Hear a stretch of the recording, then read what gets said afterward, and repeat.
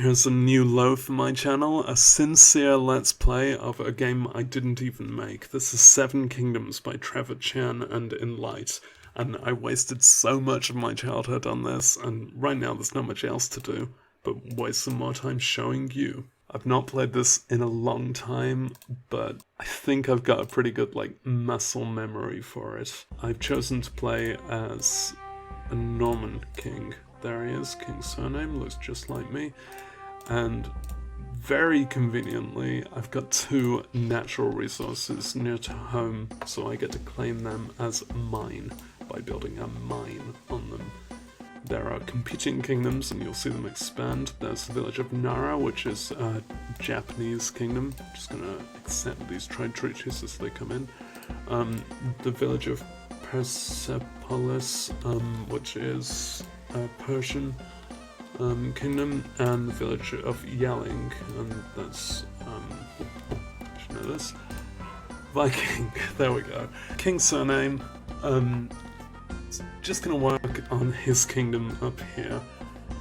Generally, you can have up to 7, hence the title, competing kingdoms. Well, I think the title's actually because before the expansion pack there were 7 different races in the game, and there are now 10. I'm just gonna put the game speed on something a bit more bearable. Speed 8? Yeah. But I've just given myself 3 opponent kingdoms, so I can talk to you and hopefully win at the same time. I say opponent kingdoms, but I'm just setting up friendly, or indeed alliance, which is like friends with benefits, treaties with them. Especially because, and I just realised I'm going to build this, so the market can go there, and then I can have a factory that's in between them. Yeah, I've set up treaties with these kingdoms so we can each support each other with trade as our kingdoms expand, but I shouldn't let them expand too far because in the end, yeah, I do hope to take them down. That is the point of this game. Independent villages of Delhi, like India, and Chanyang, Akashi, which is actually mixed race. You can see there's civilians of different races there, and forgive the glitch text there, which I've only noticed since installing this freeware version of the game. I don't know if it was in the original CD game. But your allies can request that you declare war on their foes, and the wrong name came up at the bottom there. It's very strange to declare war so quickly, but the AI has chosen to do that. The next step would probably be to try charming over some independent village somewhere. Ashburnham does have Norman citizens, so that might be worth going to. Yeah, this game has a lot of racism programmed into it, so Normans favour Normans. Meanwhile, there's some Vikings in the Blue Kingdom taking over an independent village by force, and the Red Kingdom have already terminated their friendly treaty with me, probably because I didn't agree to go to war with the Blue Kingdom, who already have a negative reputation because they've been attacking innocents like that. So look at these requests. I tend to ignore the requests, and I don't know if that could be to my detriment in the long term, but we'll find out soon. Another thing that could be worth building is an inn. Now that doesn't function anything like these other places, but once it's made, you'll see travelers come to the inn, and they are like independent, recruitable mercenaries, if that's the word. They might be soldiers, they might have other skills. I'm only really interested in the soldiers or the spies. I probably won't even bother with spies if I'm merely showing you the basics of this game. Spies are very cool once you get used to them, but it's more advanced stuff. If someone with leadership turns up there, I'll take a manufacturer. So, a Norman traveller with high manufacturing skill showed up, and I chose to recruit him for the price given, and have sent him to work in one of my established factories. So having these factories and mines, you could say I'm paying them wages, but I'm mainly exploiting their labour. I know that's a very intriguing thing, that skull thing, and there's 2 of them by me. I'll get around to those at some point, but I've just had war declared on me. They are already tense with one kingdom, at war with me. They don't have much military. They have 2 forts, which admittedly is more than I've currently got, but that's pretty plucky of them to declare war so early in the game. A second Japanese general has appeared there, and he had such high leadership, and I could afford it, that I just went with it. So I'm kind of Norman and a Japanese kingdom by the looks of it. The people of the village of Akashi have a kind of middling resistance. Now, that was initially higher amongst the Japanese citizens, but that has gone down since I turned up. Because I have a Japanese general next to them charming them. So, yeah, pre-programmed racism. Japanese guys in this game like other Japanese guys, and Norman civilians will be impressed by my Norman kingdom. Meanwhile, I set up a second Japanese general with a fort there, and that village only has 3 Vikings in it, but since a Viking leadership guy turned up there, I sent him across. I'll concentrate on these villages for now because it's just a lot to take in, but Ashburnham would also be worth my time at some point.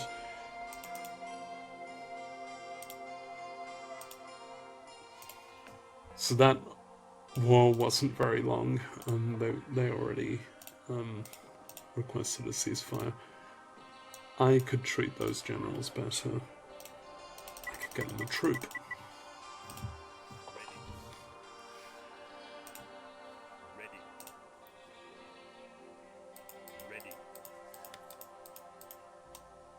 I'm gonna send my established, stronger soldiers across because the king is a brilliant leader just by default. Like, the preset king will already be a strong man, and he can train up the new recruits, and that way I can have a kind of balanced army. Greek leadership. Now, probably run out of time whilst looking around, but I think there's a Greek village somewhere. Yeah. So that was Atenai down there. I'm not going to bother. I mean, that's a high leadership score, but it's just, at the moment, too much to think of. So, at the moment, I've got the 1 village, 4 forts. I mean, that one only has the 1 guy in. It's a bit useless at the moment. I think it might be time to, yeah, get a bit violent. Beat the submission out of this village. So, its resistance has been lowering. But I mean, I can't qualify this, but the way it works in game, it's time to show some force. And yeah, I got the resistance out of them, and they are now on my side. That's how loyalty works. Just noticing this troop of red soldiers, including the king, going across to the blue civilization. This may well be an act of war. Yep, so that's AI versus AI. That's the Persian Red Army sending their king, which is a brave move, to attack the blue civilization. I expect the Reds to not do well with that. Both have their king out, but that king is just about to die. It's pretty early in the game, but yep. The Red Army has now had to promote a new king, and honestly, it's kind of early, but I think I can go with this. I am going to take them on. They have already been pretty rude to me. They don't deserve much more of my time. They don't deserve much more time alive. So I'm sending 2 troops of soldiers over to the only remaining red fort, and I know that they've just unsuccessfully sent their army over to take on my allies, or at least my friends, the Blue Kingdom.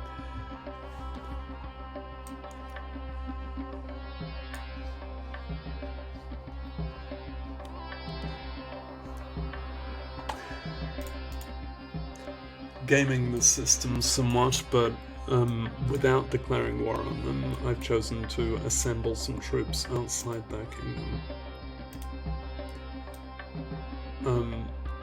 And once they're all there, declare war. So, this could be a bit messy, let's see how it goes.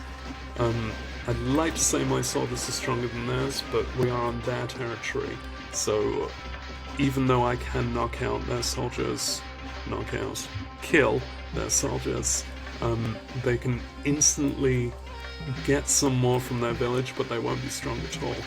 My main, I'm gonna lose some people along the way. My main focus is to kill that new king, and yeah, this kingdom is not gonna last much longer because they are having mere peasants take up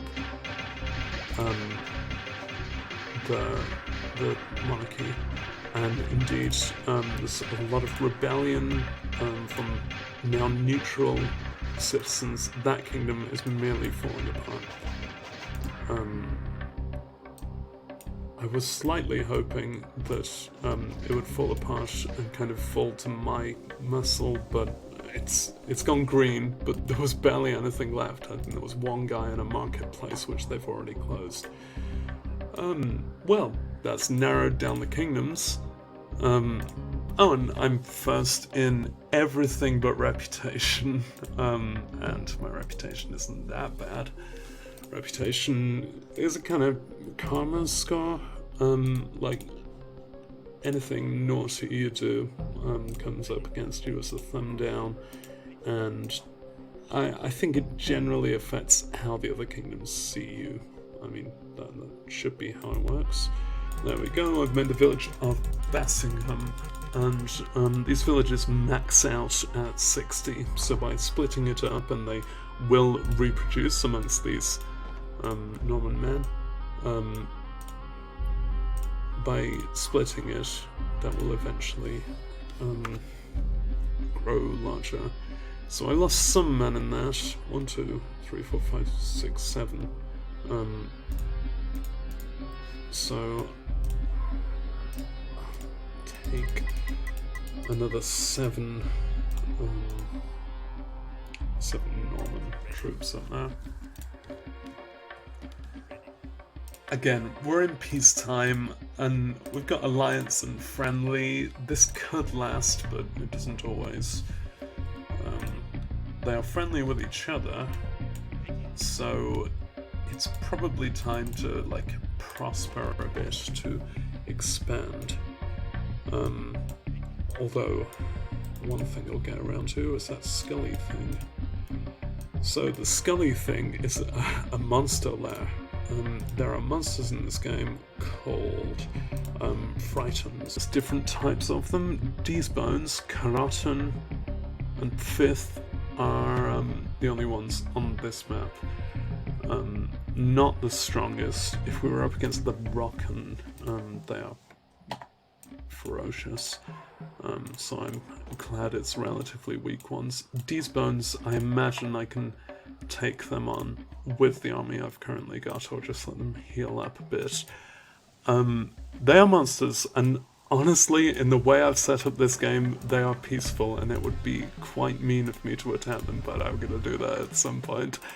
Generally, they are invasive, and they will attack buildings and possibly even villages, and, you know, stop them. Monsters destroy them.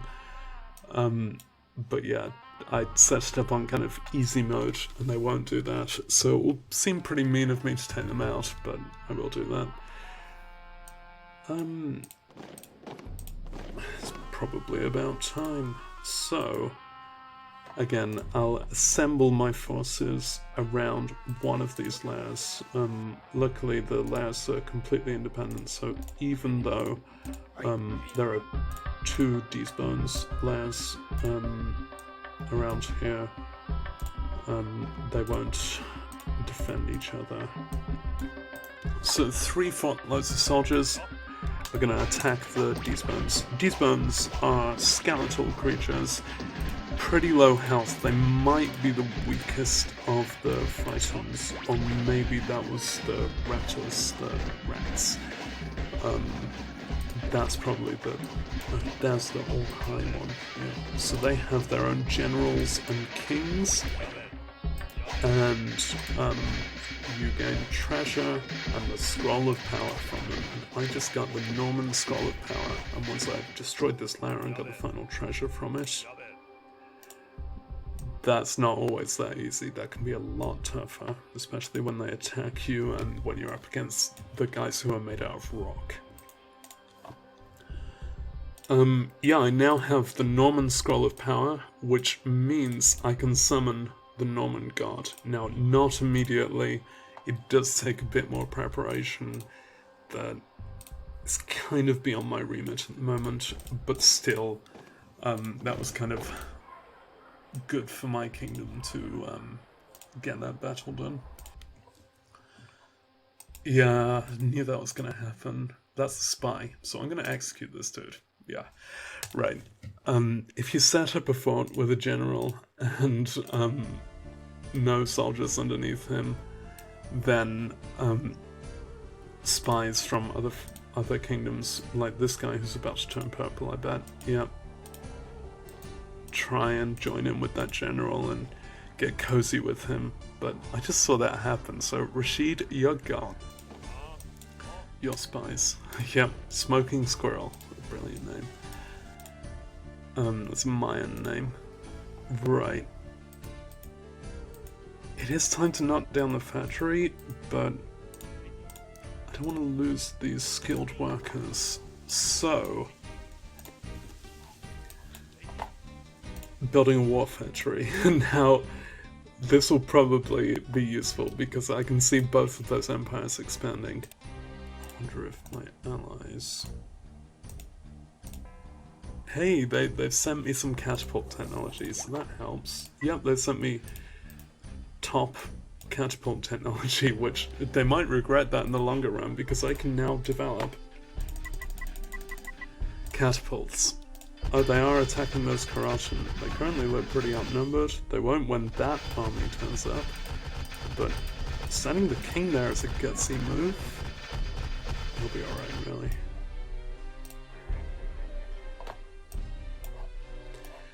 I'm gonna send these catapults into a fort. So, rather similar to soldiers, catapults are weapons of war. They don't need a general overseeing them because they won't lose loyalty. Just get them hidden away in a fort so you're not paying to kind of maintenance, that's what it's called. You're not paying to keep them afloat whilst they're like out in the weather.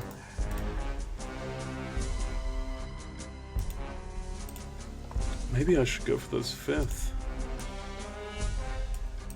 I would like a different Scroll of Power, so I'll explain this when it becomes relevant.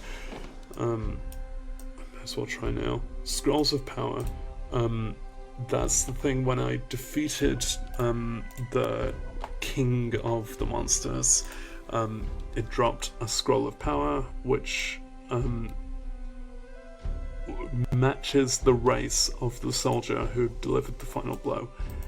And that Scroll of Power lets me pray to the god of that race. Oh, I need to free up some space in that village because it's Route 60. So I can now pray to and thereby summon the Norman god. They've already got the last one. That's the 5th. who are stronger than these bones and the cars. I'll just let them take that. But there is a temple which they call a seat of power, and that's the Japanese one, which summons the Japanese mind turner. You may see that god float around at some point. He flies through the sky and no. Changes people's minds. He can, like, go to enemy civilizations and make their people less loyal.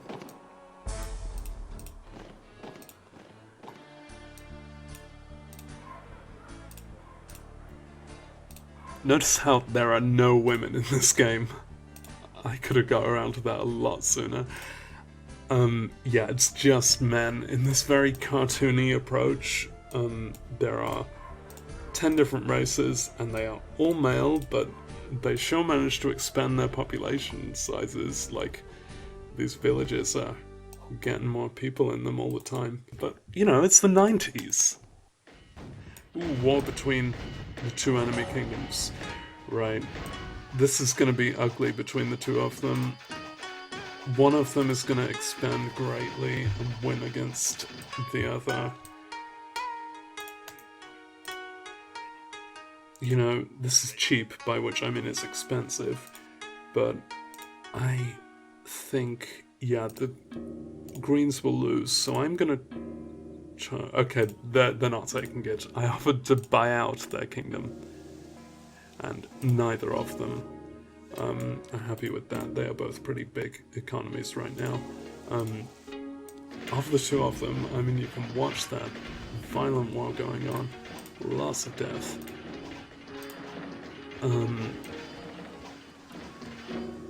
I think the Blues will be more ferocious in the longer term, and I may re-offer to buy out the Greens once they've been struck a bit more.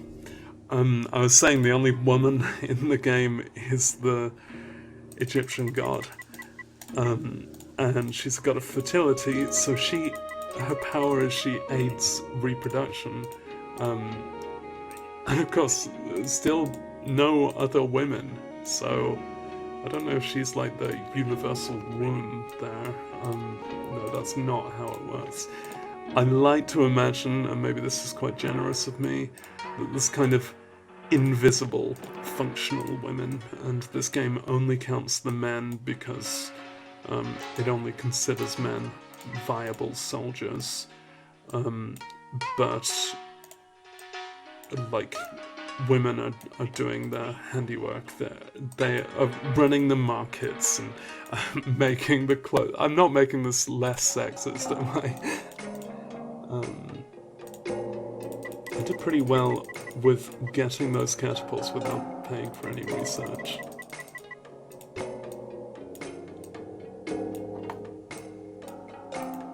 you find the little guy's cute? It is kind of cartoony, isn't it? It is hard to tell who's gonna win. I mean, kind of the only way war ends is with one of these civilizations going down, but at the moment I can't say which way that's gonna go. Since I seem to be, like, controlling the north of the island, so I'm gonna focus on that. There is one green fort up here, and how are they doing? Military. I'm still gonna try buying out. Right, they are struggling a bit. They are offering to, requesting to buy food from me. Now, you know what, yes. There you go. So they're clearly struggling. Food is produced, so I guess that's where I'm saying these invisible women are. No, the women are not eaten. Yeah, food is generated by the number of peasants you've got in your village, which, yeah, okay, the peasants are directly identified as men. But there are kind of, yeah, like citizenship things that happen like that, and I guess if this game thought about women, then that is how it would think about them. Trevor Chan. Now the Blue Kingdom want aid. Are they? Hey, they're failing. I got it wrong. Hey, right. Big change. But big change in my favor. So hopefully you saw. I mean, I did say that that's what I was hoping to do. I bought out the Blue Kingdom, which is a strange function to put in, especially for a player character. Oh, they have so many useless generals around. You're getting demoted.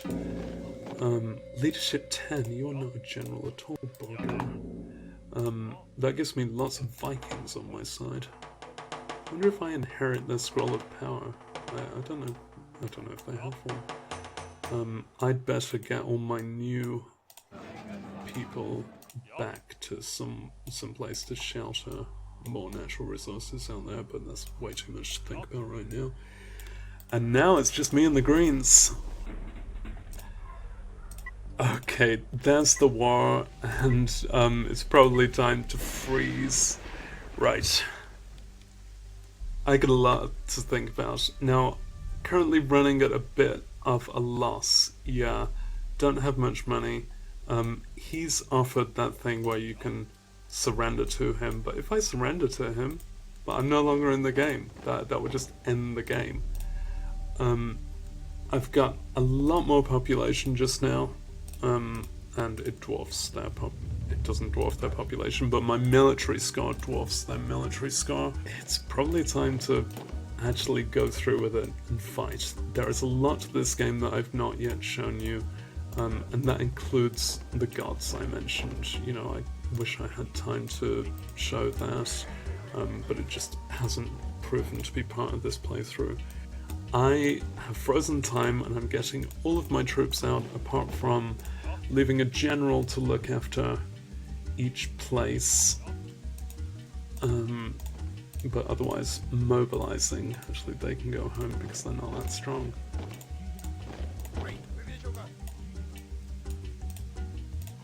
But otherwise mobilizing everyone. Chanyang, my people by Chanyang look about outnumbered. I mean, they could... Yeah, it'll take them ages to go south, so they may as well go here. Ooh, traitors. Right, I need to watch my loyalty. Some low loyalty here, and a general slain. Oh, that was one of the formerly blue generals. I think I can win up here in Chanyang. They're winning. Okay, right. Yeah, there's some glitches with these messages. Losing some former blues there, but these catapults know what they're doing. There's the mine turner. Look at him fly. Now he's off to try and hurt some of my guys, but I have bigger worries right now. I'm not gonna trace that guard. If I got around to it, then the Norman guard is a dragon, god of war, and it does a lot of fiery damage. You know, he's having a go at my my own Japanese citizens, my general indeed. But I'd like to say that even despite the power of a god, my citizens would be pretty loyal to me because I'm winning this war. I'm taking down their generals with barrages of catapults, and I don't know what's happening elsewhere on the map right now, but well, for one thing, I'll take down the temples so they'll no longer have that god.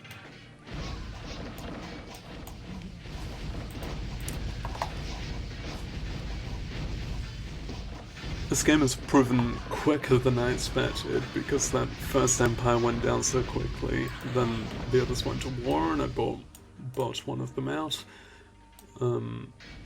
Rebels everywhere.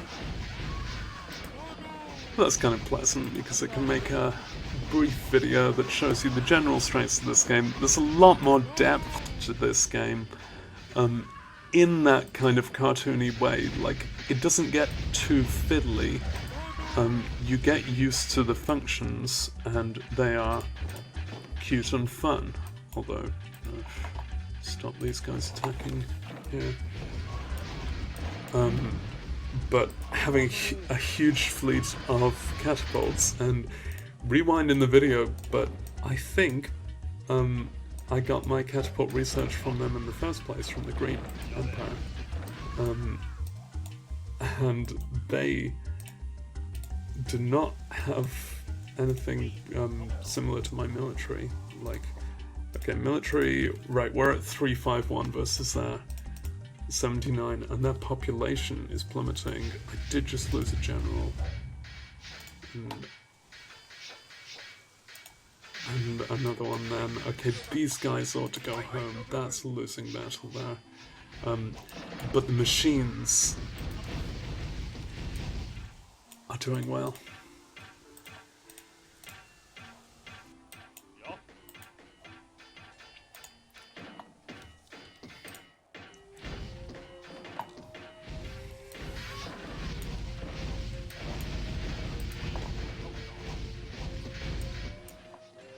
He's still trying to offer to buy out my kingdom.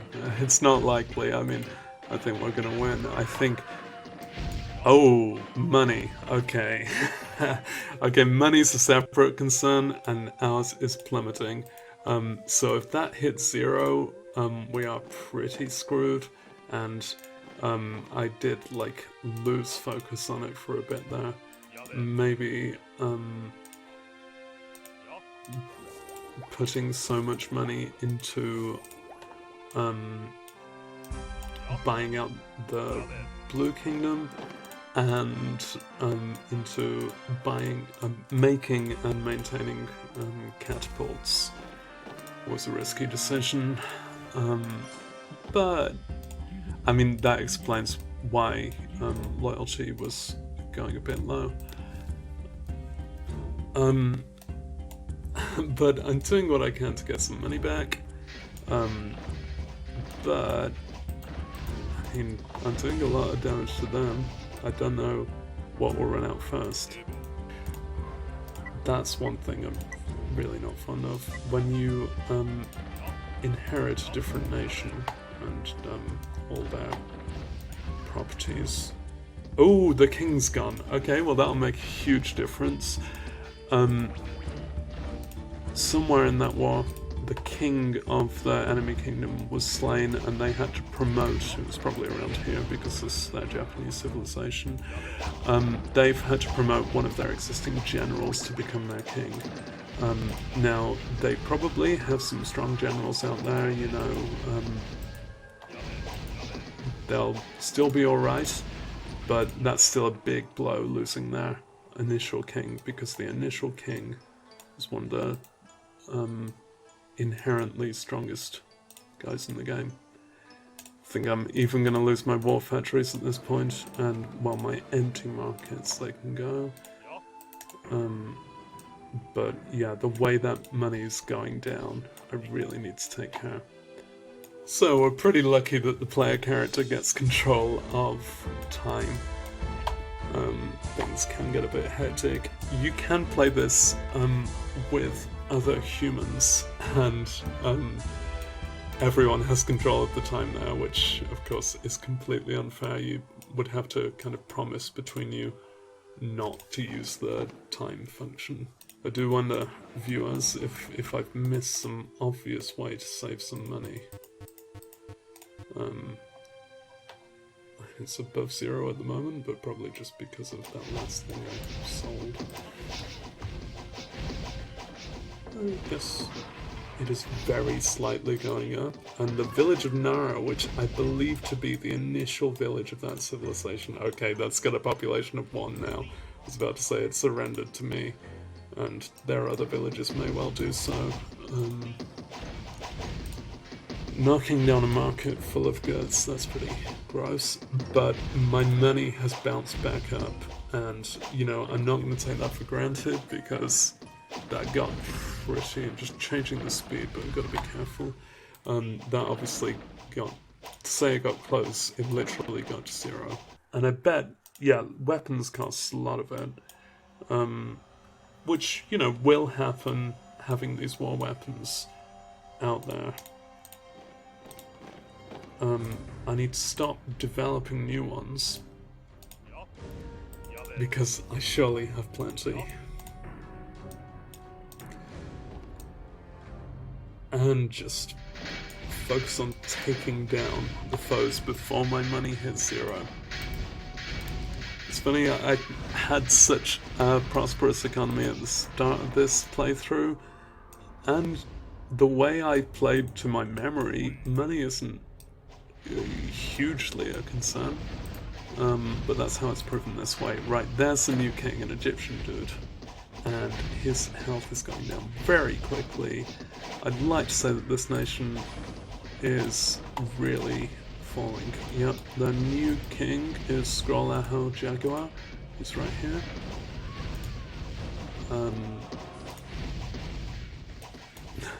And if I could get more long-range attacks, this is a funny way that this game works, but someone can flee just like that, and he's in that fort, but there's no one there to protect him.